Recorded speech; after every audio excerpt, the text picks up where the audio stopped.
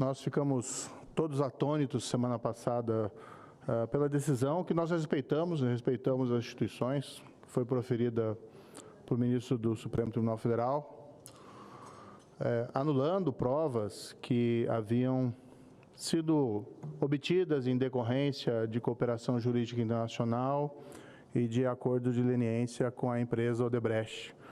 Vamos voltar aos nossos relógios lá para 2016, e na época foi celebrado pelo Ministério Público Federal com a Odebrecht, Ministério Público Federal não só de Curitiba, mas também aqui de Brasília, que foi um acordo negociado lá em Curitiba pela força-tarefa do Ministério Público, mas teve uma aprovação prévia da 5ª Câmara de Revisão do Ministério Público, que funciona aqui junto à Procuradoria-Geral da República, com presença, inclusive, de subprocuradores regionais da República. Na época, esse acordo envolveu a previsão de multa de indenização, pagamento pela Odebrecht ao Brasil, de mais de 3 bilhões de reais. Foi o maior acordo até então celebrado de recuperação de valores desviados na prática aí por subornos, superfaturamento, e que envolveu diversas estatais brasileiras, especialmente ali durante os governos do PT anteriores. Nós fomos surpreendidos com essa decisão, que, como eu disse, nós respeitamos. Eu não vim aqui atacar ninguém, não é do meu feitio, e todos sabem disso, mas que na época lamentamos. Inclusive, ouvi o próprio senador Rogério Marinho pontuando que lamentava as consequências daquela decisão, inclusive vários outros pares aqui do Senado. Mas descobrimos essa semana, e isso nos deixou ainda mais atônito. Na verdade, já sabíamos, mas tivemos a confirmação de que a decisão foi baseada em informações falsas. Um dos principais argumentos dessa decisão é no sentido de que a contabilidade informal que foi disponibilizada pela Odebrecht ao Ministério Público Federal teria sido obtida de maneira irregular, sem observância dos trâmites regulares formais, sem que houvesse passado pela autoridade central, o Ministério da Justiça, nos acordos de cooperação entre Suíça e Brasil, ou entre outros países e Brasil. E logo em seguida aquela decisão, que deixou a todos atônitos pelas consequências, já que o acordo foi multi-elogiado na época, e agora, de repente, estava sendo apontado como um acordo que nada valia, a Associação Nacional dos Procuradores da República editou uma nota e fez uma ressalva: olha, ao contrário do que está informado na decisão, e foi informado ao Supremo Tribunal Federal pelo Ministério da Justiça, ao contrário do que ali se afirma, houve sim um pedido de cooperação entre Brasil e Suíça, através do qual veio ao Brasil o sistema de contabilidade informal da empreiteira Odebrecht, e na qual ali existem elementos de prova relevante de lançamentos de contabilidade, apontando possíveis pagamentos de vantagem indevidas a agentes públicos brasileiros. Agora, o mais grave é que uma decisão dessa magnitude tenha sido tomada com base numa premissa falsa, com base numa informação falsa prestada pelo Ministério da Justiça. E uma decisão que apontava para uma anulação de centenas de investigações, de casos que têm que ser investigados, porque nós temos que apurar essas suspeitas de suborno, de corrupção.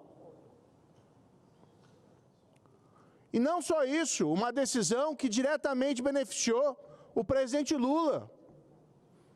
E uma decisão que foi proferida por um Supremo que foi enganado por informações falsas prestadas pelo ministro da Justiça. Eu também lamento as palavras que têm sido utilizadas pelo Ministério da Justiça, que não parece ter a compostura necessária para a seriedade do cargo do momento. Mas eu diria o seguinte: não há deboche que muda o fato de que a corrupção nos governos do PT foi real.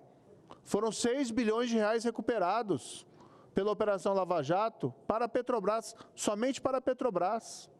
E são dados oficiais da Petrobras.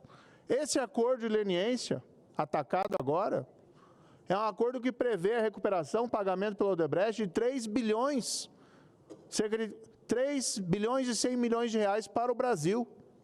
É um acordo maior de 3 bilhões e 800 milhões, que envolveu outros países que fizeram simultaneamente o acordo, como Estados Unidos e Suíça, cada um recebendo a sua parte diretamente da Odebrecht. Não teve dinheiro saindo do Brasil para esses países. A Odebrecht pagou diretamente por quê? Ela teve que fazer o acordo com essas 3 jurisdições porque ela cometeu crimes nos 3 países. Mas foi um acordo muito elogiado. Não há deboche que muda o fato de que a corrupção foi real, que o dinheiro foi recuperado, que os criminosos confessaram e que esse acordo foi multi-elogiado na sua época, tanto aqui no Brasil como internacionalmente. Não há deboche que muda o fato de que o Ministério da Justiça prestou informações que enganaram o Supremo Tribunal Federal. E o que é mais grave, logo após essa decisão, no ministro Toffoli, que nós respeitamos as instituições e a Justiça, o Ministério da Justiça anunciou a formação, queria colocar a Polícia Federal para investigar, procuradores da República e juízes. A AGU disse que ia fazer uma força-tarefa para investigar e buscar indenização contra juízes e procuradores que atuaram no caso. Dizem, muitas vezes, que a Lava Jato destruiu emprego, destruiu empresa. Não. Foi dada a oportunidade para a empresa se remediar, que havia acordo de leniência, que é um instrumento previsto na Lei Anticorrupção Empresarial, que foi aprovado, inclusive, no governo da então presidente Dilma, que é o instrumento que se usa no mundo inteiro para resolver esse tipo de situação. Eu não ouvi ainda um pedido de desculpas do Ministério da Justiça por ter enganado o Supremo Tribunal Federal, por ter prestado informações falsas. E veja que ele só se retratou a partir do momento que foi desmascarado pela Associação Nacional dos Procuradores Regionais. Quem me conhece tem visto aqui meu desempenho, senador veneziano. Eu não tenho olhado o passado, eu tenho discutido o presente, olhado para o futuro. Eu não subo nessa tribuna para ficar discorrendo sobre o que aconteceu na Lava Jato. Eu tenho grande orgulho do que aconteceu na Lava Jato, mas eu quero olhar para frente, quero olhar o futuro. Faço isso, no entanto, porque, infelizmente, esse governo federal, esse governo Lula, ao invés de fazer o mesmo, busca fazer esse revisionismo histórico e deturpa fatos do passado.